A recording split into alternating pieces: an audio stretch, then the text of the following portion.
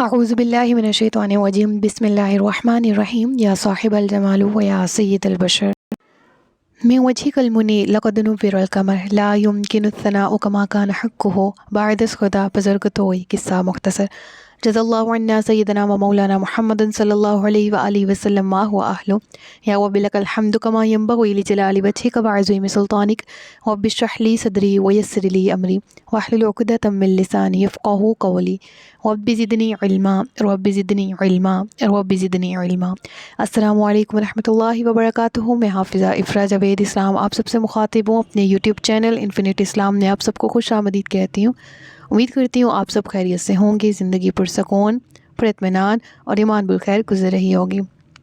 پارہ نمبر 17 سورۃ الانبیاء اردو ترجمہ اور تفسیر، اس کی آیت نمبر 29 تک ہم گزشتہ اسباق میں پڑھ چکے ہیں۔ دو رکوع الحمدللہ مکمل ہیں۔ آج کے سبق میں آیت نمبر 30 اور رکوع نمبر 3 کا باقاعدہ آغاز کیا جا رہا ہے، جس میں اللہ رب العزت ارشاد فرماتا ہے اولم یر الذین کفروا ان السماوات والارض کانتا رتقا ففتقناہما وجعلنا من الماء کل شیء حی افلا یؤمنون۔ ترجمہ پڑھ لیتے ہیں۔ کیا کافروں نے یہ خیال نہ کیا کہ آسمان اور زمین ملے ہوئے تھے تو ہم نے انہیں کھول دیا اور ہم نے ہر جاندار چیز پانی سے بنائی، تو کیا وہ ایمان نہیں لائیں گے؟ یہ آیت بہت زیادہ اہمیت کی حامل ہے۔ اس کی تفسیر سمجھنا، قرآن کریم کے عجائب کو سمجھنا، قرآن کریم کی فصاحت کو سمجھنا اور مرتبے کو سمجھنا نبی پاک صلی اللہ علیہ وآلہ وسلم کے کہ آج سے تقریباً 1500 سال پہلے وہ علوم جو نبی پاک صلی اللہ علیہ وآلہ وسلم نے ہم تک پہنچائے، آج کی یہ سائنس انہی کی تصدیق کر رہی ہے۔ اور وہ لوگ جو ایتھیسٹ ہیں، جو انکار کرتے ہیں کسی وجود کا، کسی الہ کے وجود کا، جو یہ کہتے ہیں کہ زمین و آسمان اور یہ تمام کائنات خود بخود چل رہی ہے، وہ بھی ماننے پر مجبور ہو گئے کہ یہ نظام ہستی کسی نہ کسی کی قدرت کاملہ سے ہی چل رہا ہے۔ اور وہ قدرت کاملہ کس کی ہے؟ قرآن میں رب فرما رہا ہے کہ وہ الہ ہے۔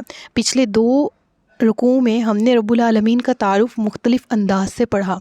رب العالمین نے زمین و آسمان کے پیدا کرنے اور ہماری اپنی ذات میں ہمیں بطور خود اپنی ذات میں نشانی دیکھنے کہ ہم خود اللہ کی ذات کی بہت بڑی، اللہ کے وجود کے ہونے کی بہت بڑی دلیل ہم بذات خود ہیں۔ ہماری پیدائش ہے، زمین و آسمان کی پیدائش ہے، ہمارے ارد گرد جتنے موجودات ہیں ان کی پیدائش ہے۔ ان کا ذکر کرنے کے بعد رب العالمین نے اس رکوع کی ابتدا میں فرمایا وہ لوگ جو انکار کرنے والے ہیں، جو میرا انکار کرنے والے ہیں، جو اسلام کا، جو ایمان نہیں لاتے، جو اسلام کا انکار کرنے والے ہیں، جو قرآن کا، جو نبی پاک صلی اللہ علیہ وآلہ وسلم کی نبوت کا انکار کرنے والے ہیں، وہ ذرا ان معاملات پر غور تو کریں۔ کیا وہ نہیں دیکھتے کہ زمین اور آسمان جڑے ہوئے تھے، ہم نے انہیں الگ الگ کیا؟ اس آیت میں 2 مین جو ہے نا وہ باتیں ہو رہی ہے کہ زمین آسمان کے جڑے ہونے سے کیا مراد ہے، بگ بینگ تھیوری کا اس سے کیا ریلیشن ہے، ٹھیک ہے؟ بگ بینگ تھیوری جو ہے وہ ہمیں کیا بتاتی ہے، کیا سکھا رہی ہے، کیا وہ ان آیات سے ریلیٹ کر پا رہی ہے؟ اور دوسرا یہ کہ وجعلنا من الماء کل شیء حی، اس سے ہمیں کیا اسباق سیکھنے کو ملتے ہیں؟ تو ان دونوں امور پہ آج کے اس سبق میں بات کریں گے۔ تو سب سے پہلے رب العالمین نے اپنی توحید، اپنی قدرت کاملہ کا ذکر فرمایا۔ پچھلے 2 رکوعات سے ہم یہی پڑھتے آ رہے ہیں۔ اب یہاں پر رب العالمین نے اسی قدرت کاملہ کا ایک نمونہ زمین و آسمان، اس کا تعارف بیان کرتے ہوئے رب فرما رہا ہے کہ کانتا رتقا ففتقناہما، یہ آپس میں جڑے ہوئے تھے، ملے ہوئے تھے اور ہم نے انہیں الگ الگ کر دیا۔ ففتق جو یہ لفظ ہے نا فتق، اس کے لفظی معنی ہے الگ الگ کر دینا، ٹھیک ہے، جدا جدا کر دینا۔ اور ارشاد ربانی ہے کہ زمین و آسمان موجودہ صورت اختیار کرنے سے پہلے ایک دوسرے میں پیوست تھے، تو ہم نے اپنی قدرت سے زمین کو الگ کر دیا اور آسمان کو الگ کر دیا۔ حضرت ابن عباس رضی اللہ تعالیٰ عنہ اور دیگر علماء نے جو تفسیر قرآن کریم کے بیان کی، اس سے اس آیت کا یہی مفہوم ہمارے سامنے آتا ہے کہ زمین اور آسمان ایک واحد شے کی طرح آپس میں جڑے ہوئے تھے اور ان کے اجزاء ایک دوسرے سے باہم پیوست تھے، چمٹے ہوئے تھے۔ پھر ہوا کے ذریعے انہیں علیحدہ علیحدہ کر دیا گیا۔ سینکڑوں صدیوں کی تحقیقات، تجربات اور غور و فکر کے بعد آج جو علم فلکیات کے ماہرین ہیں، سائنسدان ہیں، وہ اس نتیجے پر پہنچے ہیں کہ واقعی حقیقتاً ایسا ہے، اور یہی معاملہ قرآن کریم نے پہلے ہی اس حقیقت کو قرآن کریم کی اس آیت میں بیان کر دیا۔ تحقیقات کا خلاصہ کیا ہے کہ ابتدا میں آفتاب ایک بڑکتا ہوا شعلہ تھا اور اس کی حرکت بہت ہی تیز تھی۔ اس کے بعد اس کی حرکت آفتاب کی یعنی سورج کی کم ہوتی چلی گئی اور وہ سکڑتا اور چھوٹا ہوتا گیا، اور اس کے سبب اس کے مادے میں گاڑھا پن آ گیا، اور حرکت کی تیزی کے سبب اس میں سے چند ٹکڑے ٹوٹ کر دور دور تک چلے گئے اور اسی کے گرد چکر کاٹنے لگے۔ جو سولر سسٹم ہے اس کے ارد گرد جو گھومنے والے، گردش کرنے والے سیارے ہیں، وہ اسی سے بنے۔ مراد کیا ہے کہ زمین بھی ایک سیارہ ہے اور سورج کے گرد وہ گردش کر رہا ہے۔ تو رب العالمین فرما رہے ہیں کہ اس آیت کی جو تفسیر ہے اس کو دیکھتے ہوئے چلتے ہیں کہ یہی آپس میں سولر سسٹم یہ یوں ہی سورج کا حصہ تھا، اور یہ تمام چیزیں ایک ہی مادہ کاؤنٹ ہوتی تھی، اور پھر رب العالمین نے ان کو الگ الگ فرما دیا۔ تو یہ جو چھوٹے چھوٹے مادے سورج سے الگ ہوئے، یہ ٹکڑے جو سورج سے الگ ہوئے، یہ جتنا دور گئے سورج سے اتنے ہی ٹھنڈے، اور جو جتنے قریب ہیں وہ اتنے ہی گرم۔ اسی لیے جو سیارے، زمین جو ہے وہ سورج سے تھرڈ سٹیپ آتی ہے، ٹھیک ہے، یعنی اس سے پہلے بھی 2 سیارے موجود ہیں، وہ سورج کے زیادہ قریب ہونے کے باعث وہاں پر زندگی ناممکن ہے، ٹھیک ہے، وہاں سورج کی تپش زیادہ ہے، وہاں پر روشنی زیادہ ہے، ٹھیک ہے، انسانی ہیومن بینگ وہاں پر نہیں رہ سکتے۔ اور زمین تھرڈ پہ ہے، یہاں پر اندھیرا بھی آتا ہے سورج سے دوری پر، ٹھیک ہے، اس کی اپنی ریولوشن بھی ہوتی ہے، ٹھیک ہے، اور وہ سرکولر فارم میں بھی سورج کے ارد گرد چکر کاٹتی ہے۔ اسی سے دن اور رات بھی آتے جاتے ہیں اور سردی اور گرمی بھی آتی جاتی ہے۔ اسی سے ہی ہماری زمین پر ہوا کا، اسی سے پانی کا، یہ تمام کے تمام عنصر جڑے ہوئے ہیں، اور اسی لیے ارتھ پہ زندگی ممکن ہے۔ جو سورج سے ٹوٹنے والے ٹکڑے جتنے دور گئے وہ اندھیرے میں بھی گئے، آکسیجن سے کمی بھی انہی میں، سورج کی روشنی وہاں تک نہیں پہنچ سکتی، دیٹس وائی لیونگ آرگنزمس کا وہاں پر وجود ناپید ہو گیا۔ لہٰذا رب العالمین نے زمین پہ ہی حیات کو جاری کیا، اور نظام حیات جو ہے وہ چل رہا ہے، پودوں کا ہو، یہاں پر انسانوں کا ہو، کسی بھی لیونگ آرگنزم کی بات کیجیے، حشرات کا ہو، جانوروں کا ہو، تو ان کے لیے الگ الگ طریقہ زندگی ہے، اور ان تمام کا دار و مدار کس پر ہے، اس کا ذکر آگے پڑھیں گے، پانی پر، ٹھیک ہے، آب انسانی زندگی پر اور ایک جاندار کی زندگی پر کس طرح سے اثر انداز ہوتا ہے، اس کی ڈیٹیل ہم آگے پڑھیں گے۔ لہٰذا یہاں تک تو ابھی ہم تفسیر کے پرپس سے پڑھ رہے ہیں نا، اور اس کے ساتھ ساتھ ہم سائنس کو بھی جوڑیں۔ تقریباً 1500 سال پہلے یہ علماء، یہ مفسرین، حضرت عبداللہ بن عباس، حضرت عبداللہ بن عمر، ان کی روایات سے ہمیں معلوم ہوتا ہے کہ یہ جس طرح ایلیبوریٹ کر رہے ہیں، اس وقت ان کے پاس تو کوئی دوربین نہیں تھی، نہ ان کے پاس کوئی ایسا آلہ تھا جس سے وہ علم فلکیات کو دیکھ سکتے، آرام سے دیکھ سکتے۔ یہ تو آج کی ایجاد ہے، یہ دوربین ہے یا یہ بگ بینگ تھیری، یہ 20ویں صدی کی یہ انوینشن ہے، یعنی یہ پیش کی گئی یہ تھیری جس کی وجہ سے انہوں نے اتما۔ تو ایسا کون سا علم تھا جو ان کے پاس تھا، ان تابعین، ان صحابہ کرام کے پاس تھا؟ وہی علم جو قرآن کے ذریعے مسلمانوں تک پہنچا، یعنی قرآن نے آج سے 1500 سال پہلے، جب سائنس کا وجود ہی نہیں تھا، ان آلات کا وجود ہی نہیں تھا، ہمیں اس بارے میں آگہی دی۔ تو مسلمان، ہم کہتے ہیں یہ کس کی ایجاد ہے، یہ چیز کس کی ایجاد ہے، یہ کس نے انوینٹ کیا؟ فلاں سائنسدان نے۔ ارے سب سے پہلے اللہ تعالیٰ نے مسلمانوں کو یہ شرف بخشا کہ جو دائرہ اسلام میں آیا، اس نے کہا سمعنا و اطعنا، میں نے سنا، میں اطاعت کرتا ہوں، اور میں تصدیق کرتا ہوں قرآن کی، جو بات ہے قرآن میں وہ برحق ہے، سچ ہے۔ تو قرآن میں یہ باتیں ہمیں بتا دی گئی، ہم ان کو 1400 سال پہلے تصدیق بھی ان کی کر چکے ہیں۔ لہٰذا آج جو سائنس ہے وہ انہی قرآنی ورسز کی ہی تحقیقات اور تشریحات کرتے کرتے وہ اصل مادے تک پہنچ سکتی ہیں۔ اور سیم اسی طرح بگ بینگ تھیری اس چیز کو نقل کرتی ہے، اس چیز کے بارے میں کس قدر حیرت کا مقام ہے کہ عربوں کے پاس کوئی فلک بینی آلہ نہیں تھا، اور اس وقت قرآن نے ایسی بات کہہ دی جس کا انکشاف آج سائنسی تحقیقات نے حال ہی میں کیا۔ قرآن کریم اس کا تصور پیش کر رہا ہے سورۃ الانبیاء کے آیت نمبر 30 میں، سب آسمان اور زمین باہم آپس میں ملے تھے، ہم نے انہیں جدا کر دیا۔ قرآن مجید تقریباً 1400 سال پہلے اس انکشاف کو جو بیان کرتا ہے، سائنس آج اس کی تصدیق کر رہی ہے۔ اور سائنس کیا کہتی ہے کہ اربوں سال پہلے بگ بینگ نامی دھماکہ ہوا جس کے نتیجے میں آگ کا ایک بگولا پیدا ہوا، اور پھر اس بگولے کے ٹکڑے ہوئے، پھر بگولے نے ٹھنڈا ہو کر زمین بنائی، جبکہ اس بگولے میں موجود گیسوں اور بھاپ نے ٹھنڈا ہو کر خلا یعنی آسمان بنایا۔ یعنی بگولے میں خلا، آسمان اور زمین دونوں آپس میں ملے ہوئے تھے اور بعد میں الگ الگ ہو گئے۔ یعنی قرآن مفسرین حضرت عبداللہ بن عباس کہہ رہے ہیں کہ یہ سورج تھا، سورج ہی ایک مکمل مادے کی فارم میں موجود تھا، ٹھیک ہے، اور پھر یہ ٹکڑے اس کے ٹکڑے ہوئے اور اس سے باقی کے سیارے پیدا ہوئے۔ اور بالکل اسی طرح بگ بینگ تھیوری بھی یہی کہہ رہی ہے کہ ایک مادہ تھا، ایک بگولا تھا، وہ ٹوٹا، اس کے ٹکڑے بنے، اسی سے زمین بنی اور اسی سے خلا یعنی آسمان پیدا ہوا۔ موجودہ دور کے سائنسدانوں کا خیال ہے کہ کائنات کی ابتدائی شکل ایک مادے یعنی میس کی سی تھی، بعد میں تقسیم ہو کر یہ اجرام فلکی اور دوسرے حصوں میں ڈھل گئی۔ کائنات کے بارے میں جدید ترین تصور یہی ہے کہ مختلف قرائن اور مشاہدات کی بنیاد پر سائنسدان اس نتیجے پر پہنچے ہیں کہ کچھ ہزار سال پہلے کائنات کا مادہ اسٹیٹک حالت میں تھا، سکون کی حالت میں تھا، اور یہ بہت ہی سخت اور انتہائی گرم گیس تھی۔ قرآن مجید نے یہ بات جو قرآن مجید کی آیت نمبر سورہ انبیاء کی آیت نمبر 30 میں بیان فرمائی ہے، یعنی یہ بات ثابت ہوئی کہ پہلے ایک بگولا موجود تھا۔ قرآن نے فرمایا اس کو رتقن، جڑے ہوئے، آپس میں ملے ہوئے، اور پھر فَفَتَّقْنَاهُمَا کہہ کر کہا کہ میں نے ان کو الگ بھی کر دیا۔